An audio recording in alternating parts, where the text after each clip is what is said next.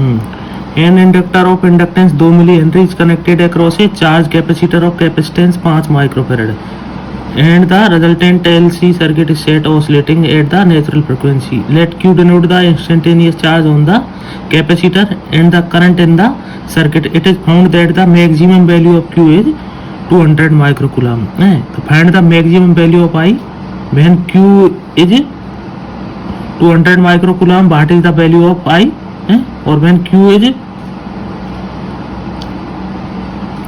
100 microcoulomb, what is the value of d by D t का mode, और I equal to 1/2 of it maximum value, what is the value of delta Q. तो ये question है।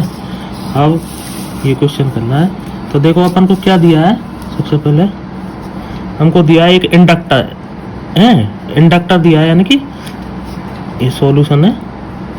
तो L का मान दिया है अपन को 2 मिली हेनरी, 2 मिली हेनरी मतलब 2 × 10⁻³ हेनरी, ठीक है। और कैपेसिटेंस दिया सी दिया 5 माइक्रोकूलम, यानी 5 × 10⁻⁻6 कूलम। अच्छा, और क्या क्या वैल्यू दी है अपन को, क्यू दिया है, क्यू मैक्स दी रहा है, तो क्यू नॉट दिया है 200 माइक्रोकूलम, 200 माइक्रोकूलम। तो क्या निकाल रही है अपन को, क्वेश्चन पहला पार्ट करें इसका, पहले है find the maximum value of I है। तो मैक्सिमम वैल्यू आई की है, आई मैक्स निकालना मतलब है, ठीक है। तो अपन जानते हैं कि आई मैक्स कैसे निकालेंगे, एनर्जी स्टोर इन कैपेसिटर क्या होता है, Q²/2C है, और इंडक्टर में एनर्जी स्टोर होता है 1/2 Li²। अब ये दोनों जब Q मैक्स होगा तो आई भी मैक्स होगा है, तो अपन को निकालना है आई मैक्स यानी कि Q मैक्स, तो Q नॉट ले लेंगे तो आई नॉट आई मैक्स आ जाएगा, दोनों को बराबर कर देंगे। मतलब जो कैपेसिटर में एनर्जी स्टोर होगी वो इंडक्टर की एनर्जी के स्टोर के मैक्सिमम स्टोर के बराबर कर देंगे, तो अपन को करंट निकालेंगे। कोई भी क्वेश्चन हो तो उसमें करंट निकालने के ये फॉर्मूला है, जब कैपेसिटर पे जितना चार्ज हो उसको इंडक्टर के इसके 1/2 Li² के बराबर कर दो, तो जब करंट होगा वो कंडक्टर के चार्ज, तो ऐसा कोई भी करंट निकाल लेंगे। तो इसमें अब आई नॉट का निकालोगे, इससे देखो 2 से 2 कट जाएगा, तो आई नॉट स्क्वायर बराबर क्या हो जाएगा तुम्हारा, आई नॉट स्क्वायर बराबर होगा Q0² ये हो गया। अब वैल्यू रख दो, Q0 कितने का 200 माइक्रो है, तो 200 × 10⁻⁻6 और इसका स्क्वायर है तो 200 × 10⁻⁻6 और रख दो, ठीक है। अपन L की वैल्यू है 2 × 10⁻³ और C की वैल्यू है 5 × 10⁻⁻6। तो इसको सॉल्व करेंगे तो 2 एम्पियर आ जाएगा, ठीक है। ठीक है, चलो दूसरा क्वेश्चन है व्हेन Q = 200 माइक्रोकूलम, तो I क्या है तब है। तो देखो जब अपन को दे रखा है क्वेश्चन में कि मैक्सिमम जो कैपेसिटेंस पे चार्ज है वो 200 माइक्रोकूलम ही है, तो जब पूरा चार्ज कैपेसिटर पे आ जाएगा है, पूरा चार्ज कैपेसिटर पे है तो करंट 0 हो जाएगी। तो ये क्वेश्चन नंबर 2 का आंसर हो गया, ठीक है। क्वेश्चन नंबर 3 मतलब इसमें तीसरा पार्ट है, तीसरा पार्ट में पूछा है जब Q 100 माइक्रोकूलम में 100 माइक्रोकूलम में, तो अपन को पूछिए di/dt का मोड क्या होगा, मतलब मोड करंट चाहे नेगेटिव में पॉजिटिव में मोड बताना जब Q 100 माइक्रोकूलम में। तो अब देखो ये सबसे बढ़िया क्वेश्चन है इसमें। तो देखो अपन जानते हैं कि टोटल एनर्जी होती है जो, तो energy on capacitor plus energy on inductor ये होती है, ठीक है। ये होगी टोटल एनर्जी, है ना। तो अब टोटल एनर्जी अपन कैसे निकालेंगे, टोटल एनर्जी होता है Q0² 2C इंडक्टर पे, ये होगी ना total energy equal to charge on capacitor पे। कैपेसिटर पे एनर्जी कितनी होगी, जब 100 कूलम चार्ज है तो ये हो जाएगी तुम्हारी मतलब Q चार्ज है तो Q² 2C हो जाएगी, प्लस इंडक्टर पे हो जाएगी 1/2 Li², मतलब जब करंट आई है जब, है ना, ठीक है। अब अपन को di/dt निकालना है, तो अपन क्या करेंगे, ये अपन के पास में एनर्जी इक्वेशन है, ठीक है। अब इसमें देखेंगे कि ये तो मैक्सिमम एनर्जी है, Q0 अपन का कांस्टेंट है, Q0 मैक्सिमम कांस्टेंट है, 2C ये दोनों कांस्टेंट है, तो ये तो पूरी वैल्यू कांस्टेंट है। इसमें Q वेरिएबल है, जब Q बढ़ेगा Q घटेगा तो L बढ़ेगा धीरे धीरे धीरे धीरे धीरे, तो अपन के Q और L वेरिएबल है इसमें। अब अगर इसको अपन पूरी इक्वेशन को dt है टाइम के साथ में अगर इसका है डेरिवेटिव ले, तो क्योंकि ये तो कांस्टेंट है, तो कांस्टेंट का अवकलन तो क्या होता है, जीरो आता है ना, तो ये तो हो जाएगी जीरो बराबर, ये हो जाएगी 1/2c, तो कांस्टेंट है, और 2q क्या हो जाएगा 2q और dq बाई dt, q का आ जाएगा है ना, प्लस इसमें हाफ L/2 तो कांस्टेंट है, i वेरिएबल है, तो i का हो जाएगा 2i into di by dt। ठीक है, i का ये हो जाएगा। ठीक है, अब देखो इसमें देखो 2 से 2 कट गया है, और इधर 2 से 2 ये कट गया, तो अब इसको देख सकते हैं अपन 0 बराबर है 1q/c और dq बाई dt, प्लस ये हो जाएगा li into D I by D T. तो अपन को ये D I by D T की वैल्यू चाहिए। अब देखो D Q by D T क्या होता है, charge flow per unit time है, तो charge flow per unit time क्या होता है, करंट ही तो होता है ये तो 0 बराबर Q by C I plus L I और d I by D t. ठीक है, अब अपन को ये करंट की वैल्यू चाहिए इसमें, जब मतलब कैपेसिटर पर चार्ज हो 100 माइक्रो कूलम। ठीक है, तो अपन को करंट की वैल्यू चाहिए अब। तो ठीक है, अब 0 बराबर Q by C I plus L I to D I by D T है ना।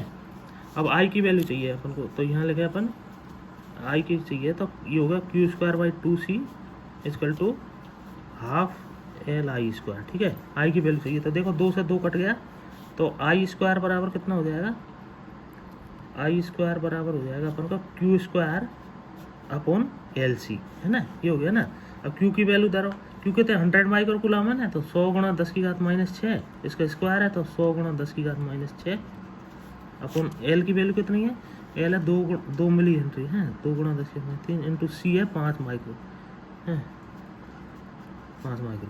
अब इसको सोल्व करें तो 10 की घात माइनस 4 है, ये भी 10 की घात माइनस 4 है, तो ये बचेंगे 10 की घात माइनस 8 है ना, अपॉन ये हो गए 10 हो गए ना, तो ये नीचे भी 10 की घात माइनस 8 ही बचे हैं। तो यहाँ पर करंट आ गया 1 एम्पियर, मतलब जब 100 माइक्रो कूलम में कैपेसिटर पे, तो करंट की वैल्यू 1 एम्पियर है। अब यही वैल्यू अपन इसमें रखनी है। ठीक है, इसमें रखो अब, तो अब ये वैल्यू रख देंगे अपन।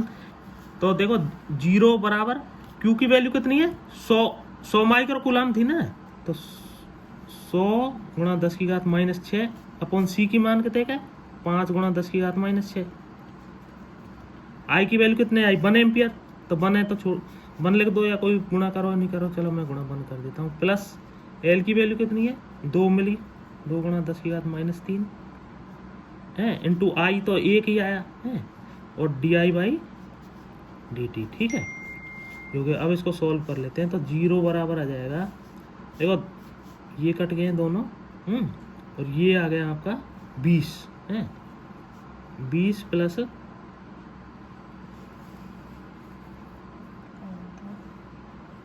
2 गुणा 10 की घात minus 3 D I by D t. ठीक है, तो अब D I by D t का मान करेंगे,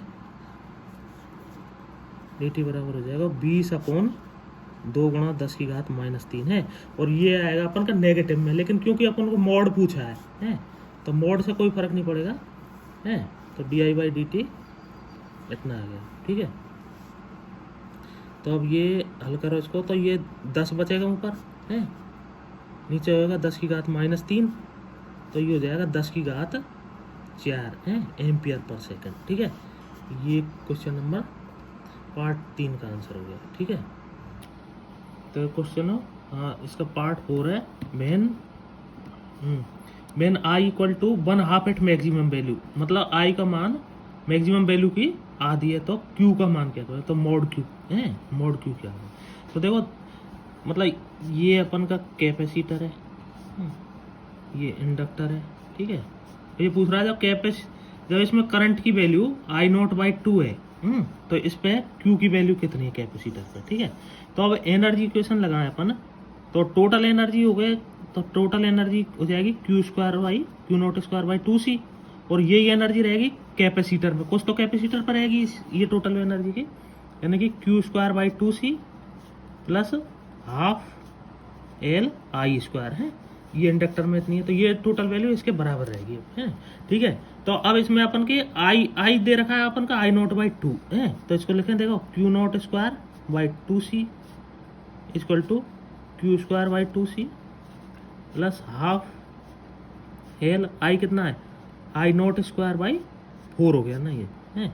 ठीक है, अब इसको सोल्व करें, अपन को Q की वैल्यू निकालनी है इसमें से, और सारी वैल्यू पता है अपन को, तो देखो 2 2 2 ये कट गया। ठीक है, तो ये हो गया Q²/C, और Q कितना था अपन का मैक्सिमम, 200 गुणा 10⁻⁻6 इंटू 200 गुणा 10⁻⁻6 अपॉन C कैपेसिटेंस कितना था, 5 गुणा 10⁻⁻6। ठीक है, इक्वल टू Q²/2C, Q²/C है खाली, तो 5 गुणा 10⁻⁻6 प्लस ये हो जाएगा L कितना है अपन का, 2 गुणा 10⁻³ है, और I0 कितनी आई थी अपन की, 2 एम्पियर आई थी ना, तो 2 को स्क्वायर हुआ 4/4 है ना, तो 4 से ये 4 कट जाएंगे।